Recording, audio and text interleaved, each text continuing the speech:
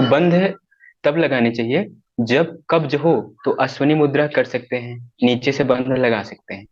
लेकिन जब गैस बनी हो पेट में तब नहीं कर सकते, है ना। तब ये नुकसान करेगा। तो क्या करना चाहिए हम लोगों को कि पेट में सफाई के लिए अश्वनी मुद्रा लगाना जरूरी है। अश्वनी मुद्रा का जो परफेक्शन है वही मूल बंध कहलाता है। मूल बंध कोई चाहे कि आसानी से एक ही बार में लगा ले तो नहीं लगता है। अब कुछ लोग समझ नहीं पा रहे होंगे कि ये क्या बंध है, इसे क्या क्या मतलब इसका है। इसका मतलब वही जो हम कहते हैं कि एनस को, यूरिन मार्ग को ऊपर की ओर खींचिए, छूटेगा फिर खींचिए। और मूल बंध किसे कहते हैं कि नहीं छूटेगा, खींच लिया तो रोके रहेंगे। लेकिन ये तब होता है जब आपका खूब अभ्यास हो जाए, तब होता है। आप नए हैं, आप सोचेंगे कर लें तो बड़ा मुश्किल होता है। और जिनका पेट निकला हुआ है, ढीला पेट है, उनके लिए तो बहुत ही मुश्किल होता है, क्योंकि पेट अंदर जाता नहीं, तो नीचे से ऊपर की ओर बंध लग पाता नहीं। हाँ, पेट निकला है, नरम है पेट, एकदम ढीला है पेट, अभ्यासी हैं आप तो आप कर लेंगे। आप रोज अभ्यास करेंगे तो कर लेंगे, तब पेट इशू नहीं करेगा, उससे समस्या नहीं होगी। ये मूलबंध क्यों लगाया जाता है? नीचे की तरफ ऊर्जा जब जाती है तो उसे ही कहते हैं तमोगुण। मन में नकारात्मकता रहेगी, खाने पीने सोने का भाव रहेगा, निगेटिविटी का विचार रहेगा, जब ऊर्जा नीचे की ओर जाती है। और जब ऊर्जा ऊपर की ओर उठती है तब सकारात्मकता का भाव आता है, सद्गुण आते हैं, अच्छे विचार आते हैं। तो यह ऊर्जा यहीं कहीं बीच में रहती होगी, जो हमेशा नीचे और ऊपर की तरफ यात्रा करती है। इसका मतलब तो यही हुआ, यही कहीं बीच में रहती होगी। जो ऊपर चढ़ती है तो दिमाग में अच्छे विचार आते हैं, और नीचे की तरफ जाती है तो दिमाग में बुरे विचार आते हैं। इसी को साधने के लिए योगियों ने ऐसा बनाया अभ्यास, जिसे हम त्रिबंध कहते हैं। और तीनों मिला के कोई लगा ले और तीनों बढ़िया लगा ले तो उसे महाबंध कहते हैं। और तीनों लगा ले अगर एक साथ अच्छे से, तुरंत उसकी मानसिकता बदल जाएगी। मतलब किसी भी थॉट प्रोसेस से सीधे सीधे बाहर आ जाएंगे आप। बड़ी आसानी से आपको ध्यान लगने की प्रक्रिया होने लगेगी। लेकिन यह है, बड़ी मेहनत से होता है। गर्दन झुकाने का तो बड़ी आसानी से हो जाता है, जालंधर बंद जिसे कहते हैं। पेट पिचकाने का भी कुछ लोग कर लेते हैं ठीक ठाक, लेकिन नीचे से कंट्रोल नहीं कर पाते ऊपर की ओर। जैसे पानी के बारे में कहा गया है, कोटि जतन को करे, परे न प्रकृति हूँ बीच, नल बल जल ऊंचा चढ़े, अंत नीच का नीच। पानी की प्रकृति है नीचे की ओर बहना। मोटर लगा के, बल लगा के टंकी में पानी चढ़ा लिया जाता है, लेकिन अपने आप नीचे आता है फिर। मतलब जिस चीज की प्रकृति है नीचे की ओर बहना, वो नीचे की ओर बहेगी। उसको ऊपर उठाने के लिए बड़ी मेहनत करनी पड़ती है। अच्छे काम करने के लिए मेहनत करनी पड़ती है, बुरे काम करने के लिए कुछ नहीं करना है। आप कुछ ना करें तो भी बुरे काम अपने आप होते चले जाएंगे। अच्छी आदत नहीं पकड़ेंगे तो बुरी आदत अपने आप आपको पकड़ लेती है। यहाँ भी ऐसे ही होता है कि हम लोगों को जालंधर बंद लगाने में कोई दिक्कत नहीं, हर कोई लगभग लगा लेता है। पेट पेट को अंदर पिचकाने में भी कई लोग आसानी से कर लेते हैं, कुछ ही लोग होंगे जो ठीक से नहीं कर पाते हैं। लेकिन अश्वनी मुद्रा सबसे जटिल होती है, इसको हर कोई परफेक्ट नहीं कर पाता, और कर पाता है तो रोज नहीं करता। हाँ, आज आज मोटिवेट हो जाएंगे तो आज करेंगे, जानते सब हैं लेकिन रोज नहीं करते हैं ठीक से, काम चलाऊ करते हैं। तो इसमें सबसे पहले नीचे से ऊर्जा को ऊपर उठाना है, नीचे की ऊर्जा को शुद्ध करना है। तो यह माना जाता है कि गंदगी को ऊपर उठाना है। हाँ, उसे ऊपर उठा के कहाँ उठाना है? नाभि क्षेत्र में, इधर मणिपुर चक्र पे। उसे ऊपर उठाना क्यों है? क्योंकि यहाँ पर अग्नि है, मणिपुर चक्र पे अग्नि है, यह सूरज का प्रतीक है ना। तो नीचे धरती माता और जल तत्व है, यहाँ से जो अशुद्धि है उसे ऊपर उठाना है, अश्वनी मुद्रा करके या मूल बंध लगा। आपको मालूम है पानी हर चीज को शुद्ध कर देता है, लेकिन उससे भी ज्यादा शुद्ध करती है अग्नि। माता सीता को अग्नि परीक्षा देनी पड़ी थी ना, नहीं तो पानी से नहा के भी परीक्षा दे सकती थी। तो मतलब परफेक्ट शोधन के लिए अग्नि को माना गया है सबसे ज्यादा शुद्ध करने वाला। तो इसलिए नीचे से ऊर्जा को ऊपर उठाते हैं अग्नि क्षेत्र में। और अग्नि जो क्षेत्र है इसे प्रदीप्त करने के लिए और तेज करने के लिए अग्निसार करते हैं हम लोग। अग्निसार, अग्निसार का अभ्यास मतलब पेट को अंदर बाहर करते हैं, और फिर अंततः पेट को पिचका के एकदम अंदर खींच लेते हैं, और फिर नीचे से अश्वनी मुद्रा करते हैं। ताकि गंदगी ऊपर की ओर उठे और बर्न हो जाए, जल जाए, ताकि हम लोगों को फायदा हो, नुकसान ना हो। ठीक है, तो यहाँ इतनी चीज समझ में आई। अब ऊपर जो जालंधर बंध लगाते हैं, इसका कारण ये है, ये आप लोगों को पहले बता चुके हैं, लेकिन फिर भी समझें। एक चक्र होता है सहस्त्रार चक्र, जो सिर पे होता है, जिसमें सहस्त्र दल कमल पंखुड़ियां होती हैं। लेकिन उसके जस्ट नीचे और आज्ञा चक्र के ऊपर, यहाँ आज्ञा चक्र माना जाता है, ये भी बताए हैं। इसके ऊपर एक बिंदु चक्र होता है, बिंदु चक्र, चंद्र बिंदु।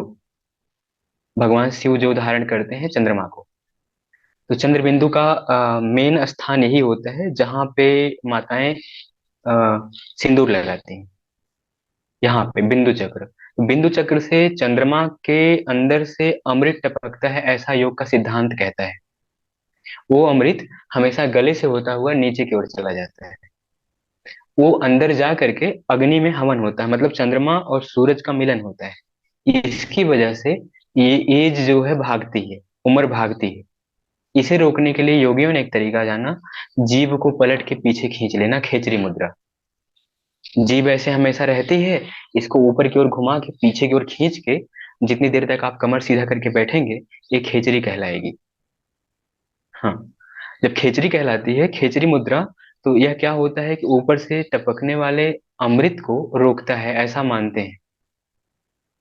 और अगर आप सच में लंबे समय तक करके देखेंगे, तो एक चीज होती है, अगर आपके मन में बहुत नेगेटिव विचार रहते हैं, बहुत ओवर थिंकिंग करते हैं, और हमेशा उल्टा पुल्टा दिमाग में चलता है, तो एक चीज होती है कि मुंह का स्वाद कड़वा होने लगता है। लेकिन आप बहुत शांत हैं, मस्त हैं, सकारात्मक हैं, तो एक चीज होती है कि मुंह का स्वाद मीठा होने लगता है अपने आप। वो जो लार है वो थोड़ी थोड़ी मीठी और पतली होने लगती है।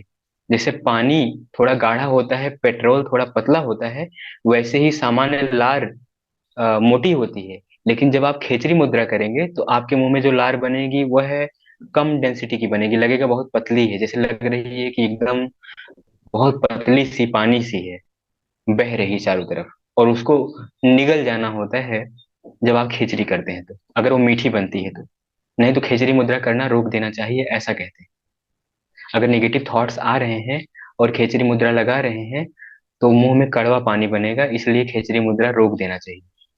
जब मन शांत और सकारात्मक रहे, तो खिचड़ी मुद्रा लगाना चाहिए। खिचड़ी का मतलब है प्रत्याहार, पांचों ज्ञानेंद्रियों का प्रत्याहार। पांचों ज्ञानेंद्रियों मतलब आंख, कान, नाक, त्वचा, जिह्वा, स्पर्श जो भी है, यह अंतर्मुखी जब हो जाता है, एकदम मस्त हो जाते हैं, तब खेचरी मुद्रा का ज्यादा प्रभाव पड़ता है।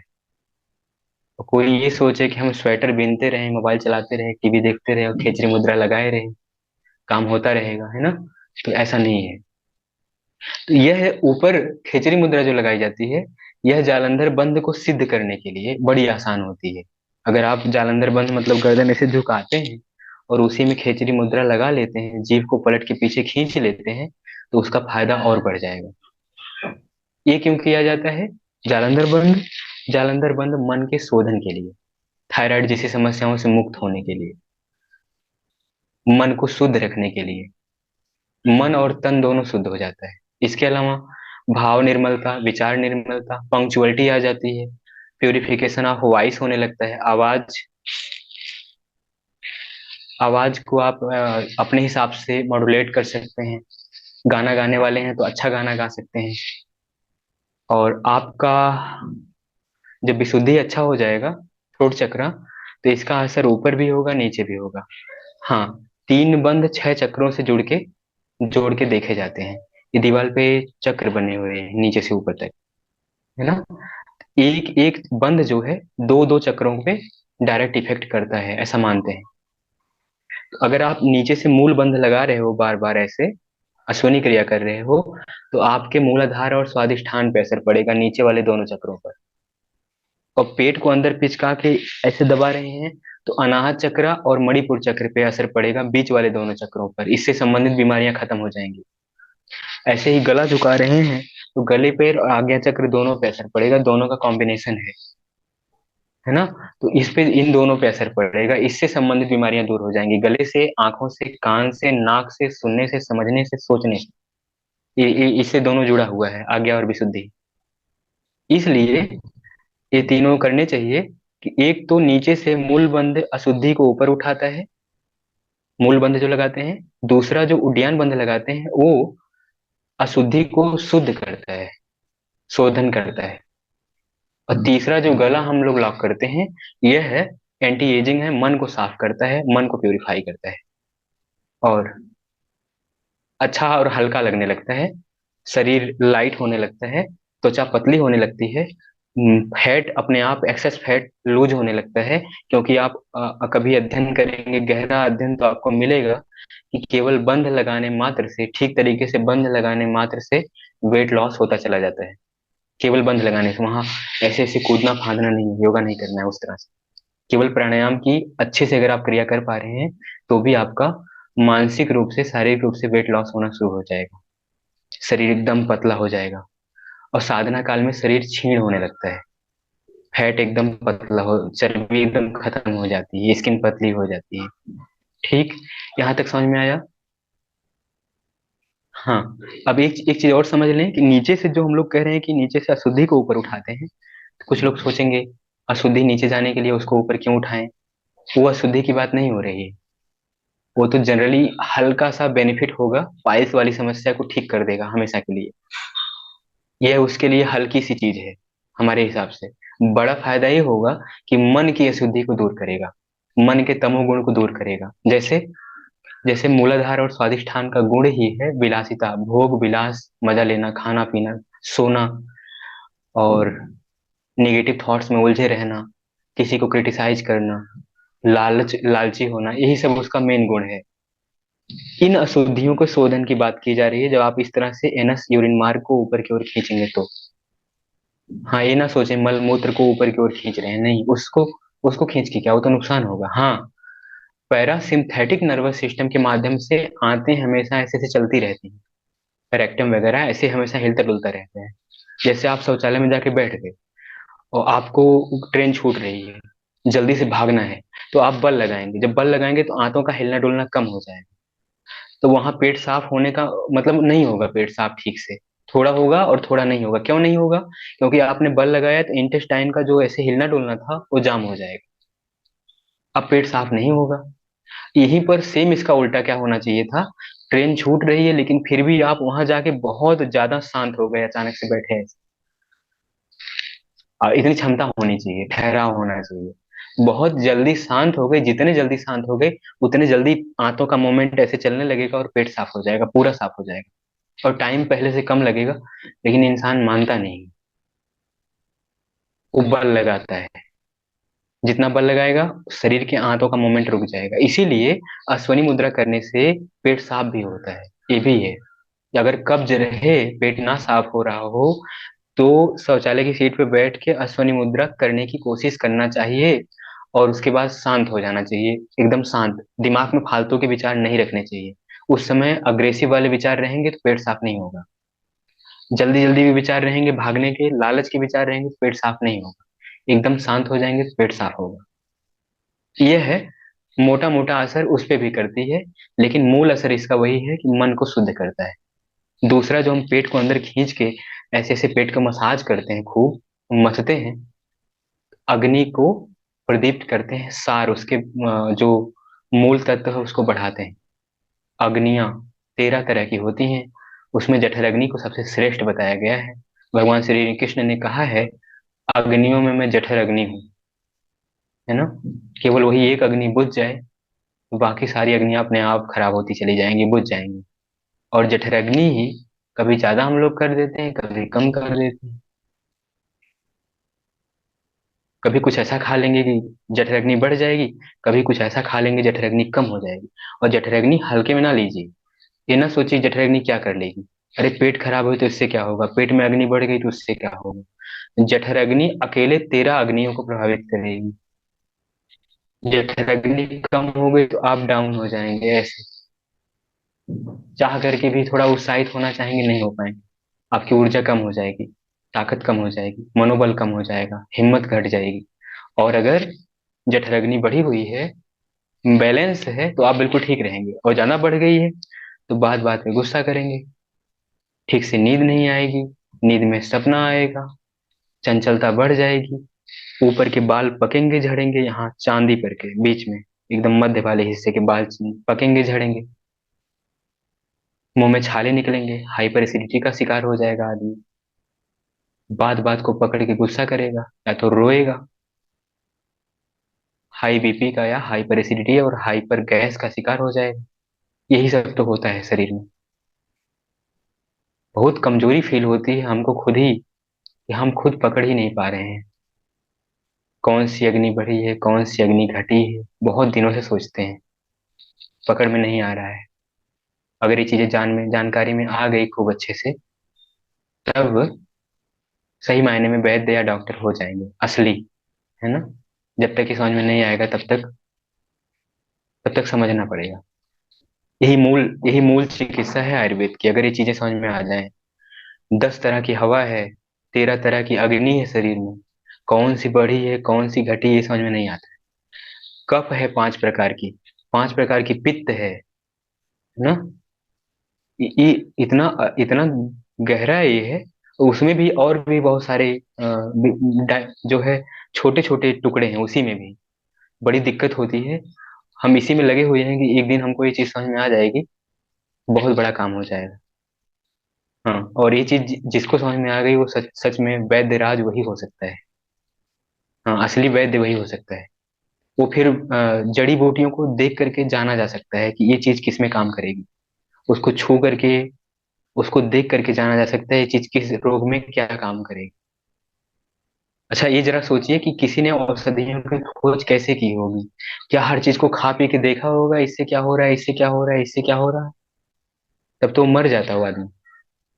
पहले शरीर को समझना पड़ेगा, फिर अपने आप बाहर की चीजें समझ में आने लगेंगी।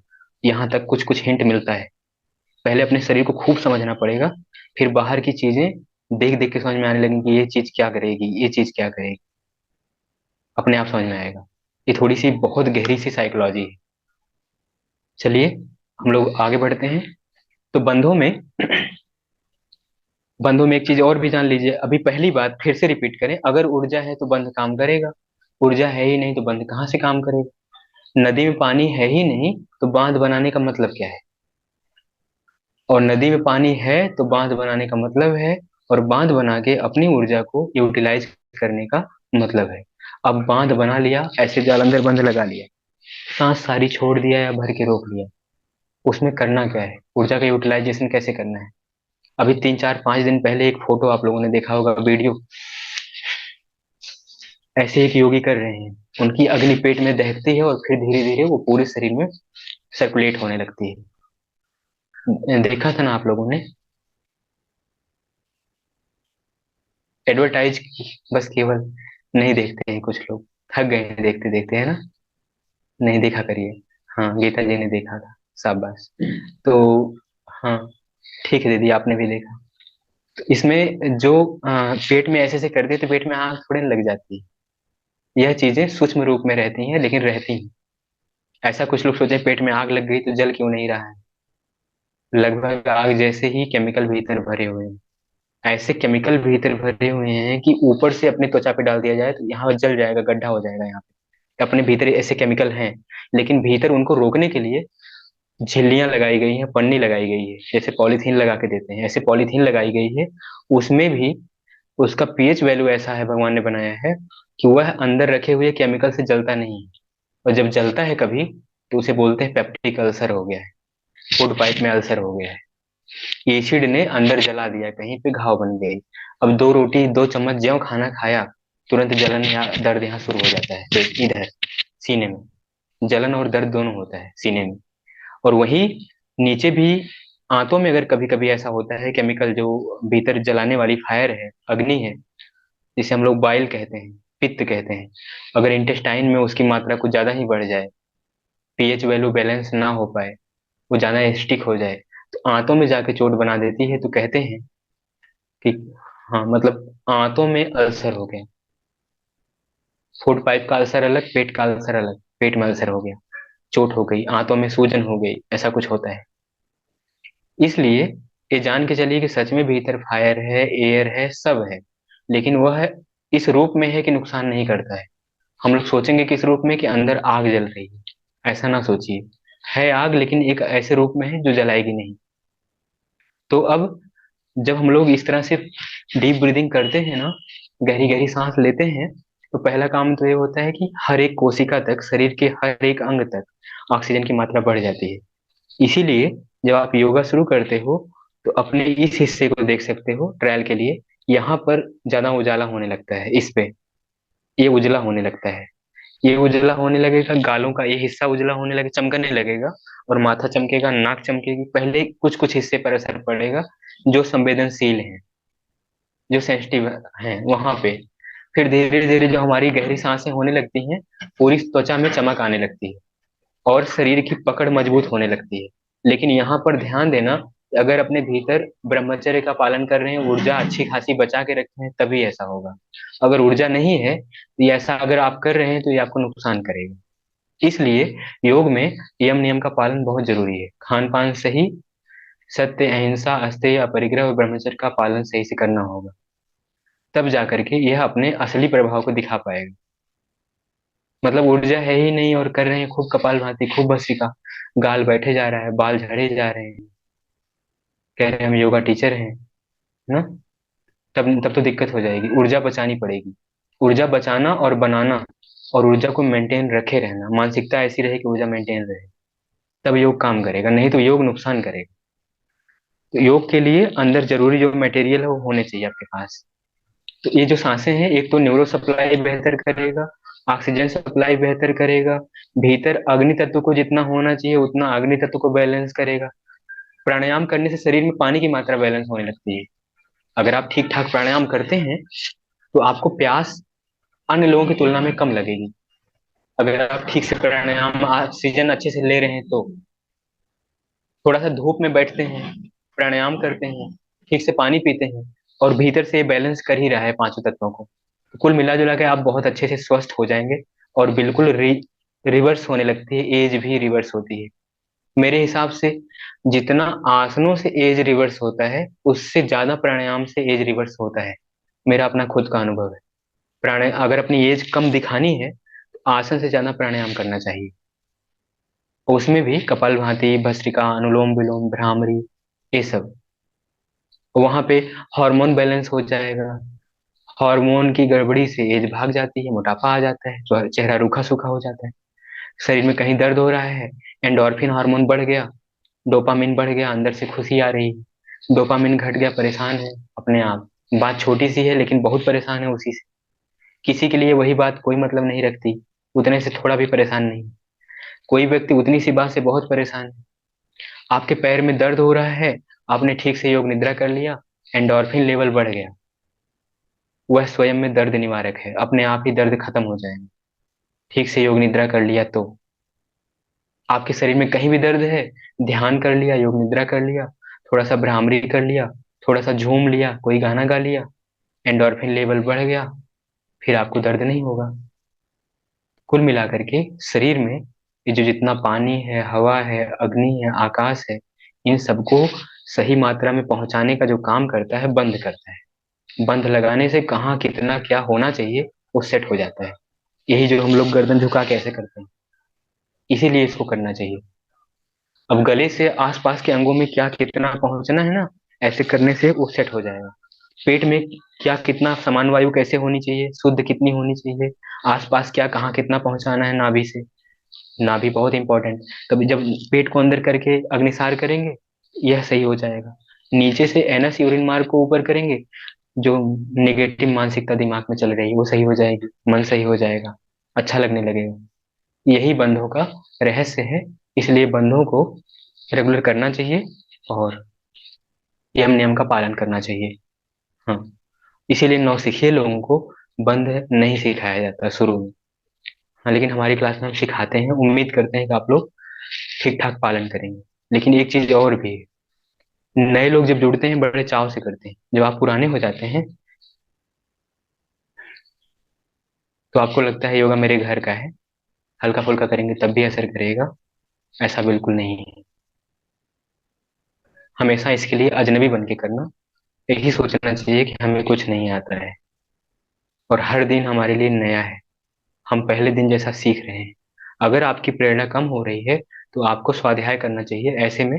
अच्छी किताबें योग की लेके अध्ययन करना चाहिए ताकि आपकी क्यूरियोसिटी और बढ़े, और आप जो कर रहे हो उसको और पंक्चुअलिटी से करते जाओ। अगर मन कम लग रहा है, आप क्लास अटेंड कर रहे हो, मन कम लग रहा है, तब असर भी बहुत कम होगा, ये समझ लीजिए। मन कम लग रहा है तो छुट्टी ले लेना चाहिए, या फिर अध्ययन करके जानना चाहिए कि जो हम कर रहे हैं इसका बेनिफिट क्या है। तो जब मालूम होगा कि फायदा कितना है तब फिर करेंगे, बड़े अच्छे से करेंगे। तो आदमी हर जानी पहचानी चीज से बोर हो जाता है, उसके लिए नयापन जरूरी है, तो अध्ययन जरूरी है। स्वयं अध्ययन करें, बाकी हम कुछ चीजें बताते रहें।